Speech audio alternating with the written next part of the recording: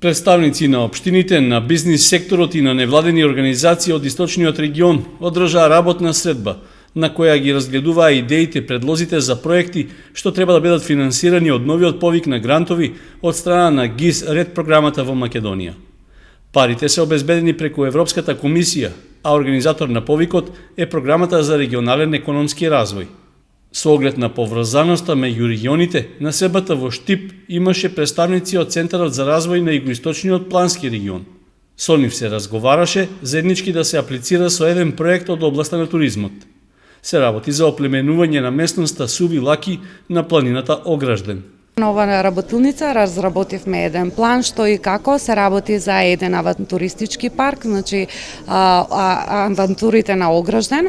Тоа е нашата идеја, меѓутоа ете ќе видиме дали ќе биде прифатено од сите присутни овдека што се на оваа работилница и следната работилница што ќе биде во Југоисточниот плански регион следната недела.